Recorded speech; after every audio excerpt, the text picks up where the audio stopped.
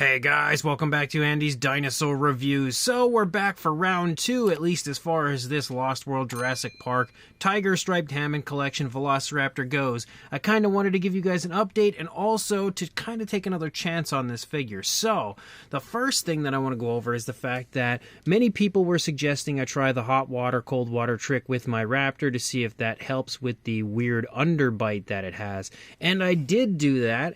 And as you can see, I think it worked fairly well, but obviously the lower jaw is definitely still way too long. Even if it, did improve it a little bit, you can very clearly see there is a very ugly underbite for the Raptors. So the hot water, cold water trick definitely helped, but didn't quite perfect the overall look of it. You can see it still kind of looks awkward. Like, it just generally looks too long as far as that lower jaw goes.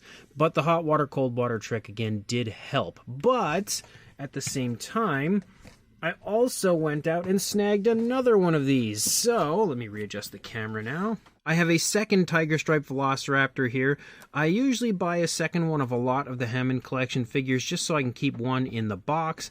But I guess I'm going to pop this one out and then we're going to check it out and see if maybe the jaw straight out of the packaging is a little bit better, a little bit smoother on this one over the other one. And we'll see how that goes. So let's pop this box open and see if we've got ourselves a better version of this Raptor. So I'm not even going to go ahead and attach the tail to the new Raptor. I'm actually just going to put it back in the box because my goal is basically to keep one in the box. But you can see with the second Raptor now, the jaw is still too long. However, again, I think it looks a little better than my first one, especially when you go back to the initial review. My initial review was like, it was rough with how messed up that jaw was, but it definitely is a little bit better on this version. But you can see it's also still kind of like crooked. Like, it doesn't sit in there nicely.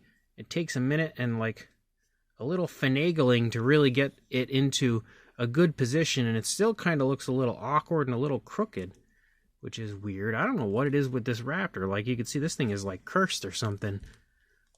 Yep.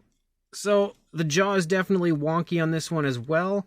Not as wonky as the other, but definitely not great by any means. And I would say the older Hammond Collection Raptors definitely had better lower jaws, better articulation in the jaws.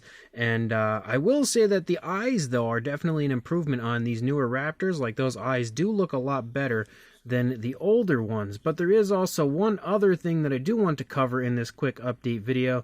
Again, outside of the fact that clearly these Raptors' jaws are not perfect, but I did also try to improve the articulation in the neck. Now, a lot of people, especially when it comes to my old Atrociraptor Shorts video where I had stated that the articulation was kind of altered on the newer Raptors, a lot of people were telling me to kind of warm up the joints on that figure and see if I can get the neck moving. I never actually got around to doing that, but I did try it with this Raptor, and to kind of show you, the articulation is still super, super limited. Now, I nearly boiled the neck of this one to try to smooth out the articulation and get it working a little bit better. And honestly, there is still not much wiggle room on this. Previously, the Raptors, like if I were to grab Velociraptor Blue, look at how darn nice that neck articulation was. Look at that mobility. That's absolute insanity. It was so darn good.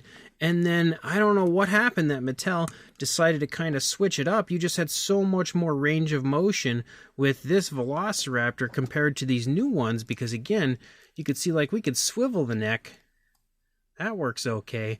But any sort of up and down is next to non-existent for this thing. You can get, again, some nice left and right turns and stuff, so that works okay, but it's the up and down that just is not working for this Raptor. And again, that's even after trying to heat the neck up. My next step would be maybe to try a hair dryer and see if somehow that would give me a different result. But so far, again, the neck is definitely still not articulating well. So I don't know. I'm not really sure what to say about the new Raptor. I was really looking forward to this Tiger Striped Raptor, but so far this might be one of the most disastrous Hammond Collection releases so far. Does it look kind of fun? Yeah, I mean, it looks okay in certain areas. Like, The paint apps are pretty nice for it, and even if they're not perfect as far as like the patterns and stuff go, it does still look really cool. But the fact that they didn't give us a new head sculpt, the fact that these jaws are absolutely insane, and the lack of neck articulation definitely makes this one, in my opinion, a step back. I would love to hear what your thoughts are on this figure, and if you happen to have scored one, and if yours turned out any better than this. I know many people seem to have decent jaws on theirs, but I don't know if I just have horrible luck or what, but everyone I get is messed up. So in the comment section, definitely let me know your experience with this raptor if you have one, and if yours turned out better than mine. And of course, like and subscribe, and I will see you in the next review. Thanks for watching.